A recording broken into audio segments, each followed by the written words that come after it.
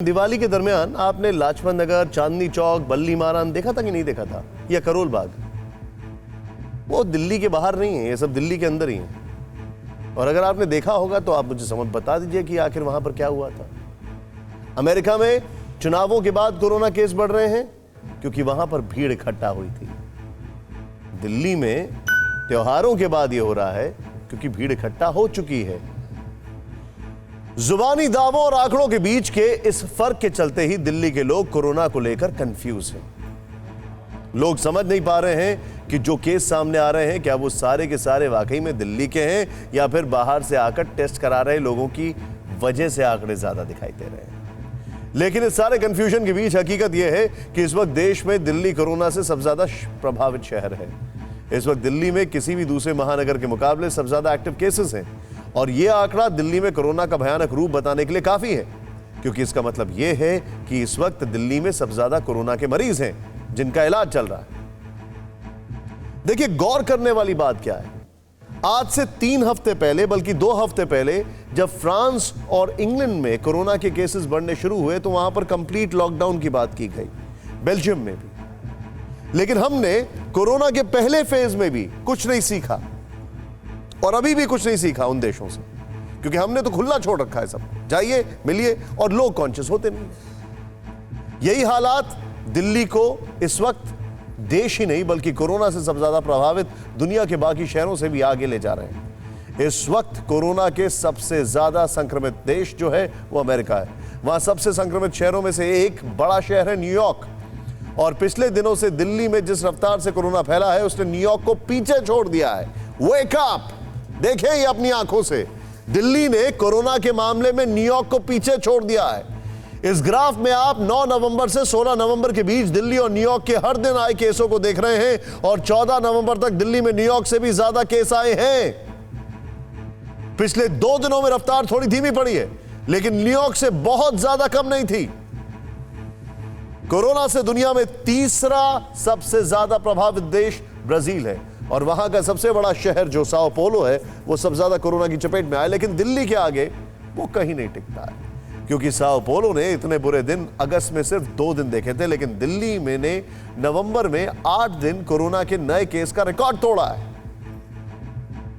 ये सारे आंकड़े दिखाने के पीछे हमारा मकसद आपको यह बताना है कि दिल्ली में हालात कितने बेकाबू होते जा रहे हैं। खतरे की घंटी बजा दी है, और अगर हालात काबू में नहीं आए तो जैसे हालात दुनिया ने न्यूयॉर्क और अमेरिका में देखे वैसे हालात से दिल्ली वालों को भी 2-4 होना पड़ सकता है। लेकिन अफसोस, लोग जो हैं, पहला इनिशिएटिव उनको ही लेना होगा।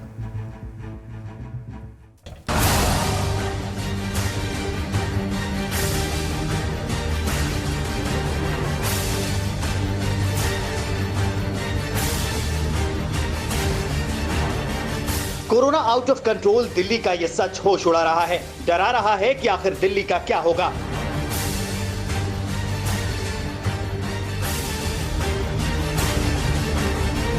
दिल्ली में पहला कोविड केस 2 मार्च को मिला था। उस महीने में 2 मरीजों की मौत हो गई थी, और अगले महीने हर दिन करीब 2 मौतें हुई। मई में औसत 13.3 रहा, जून में 2269 मरीजों की मौत हुई और हर दिन का औसत बढ़कर 75.6 हो गया। लेकिन जुलाई में केंद्र के दखल के बाद अचानक से यह आंकड़ा तेजी से गिरा और औसत मौत 39.3 हो गई। अगस्त में ये और गिरा और 15.5 पर आ सिमटा। लेकिन सितंबर से इसमें फिर से तेजी आने लगी और उस महीने 917 मौत हुई। यह आंकड़ा अक्टूबर में भी बढ़ता रहा और नवंबर आते आते आउट ऑफ कंट्रोल होने लगा। लेकिन दिल्ली सरकार में ही इस बात को लेकर कंफ्यूजन है कि हालात आउट ऑफ कंट्रोल हो गए हैं या नहीं, क्योंकि एक और दिल्ली के मुख्यमंत्री हैं जो मिनी लॉकडाउन की बात कर रहे हैं, तो दूसरी ओर स्वास्थ्य मंत्री हैं जो लॉकडाउन की संभावना को खारिज कर रहे हैं।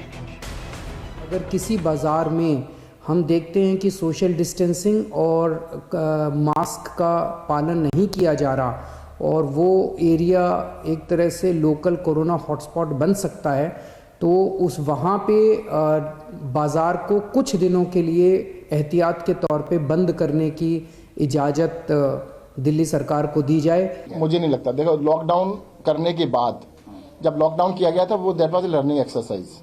उस लॉकडाउन से जो भी सीख मिली इतने महीनों के बाद, ये सीख मिली कि भाई जो लॉकडाउन से आपको बेनिफिट लेना है वो तो मास्क के ले सकते हैं आप।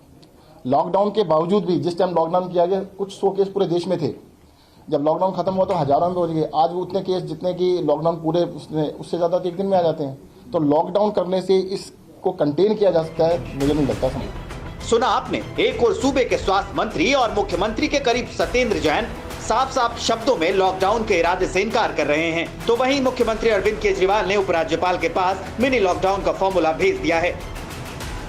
केजरीवाल सरकार ने जो प्रस्ताव भेजा है उसमें बताया गया है कि शादी समारोह में मेहमानों की संख्या 200 से घटाकर फिर से 50 की जा रही है। भीड़ बढ़ने पर या कोविड प्रोटोकॉल का पालन नहीं करने पर बाजार बंद किए जाएंगे।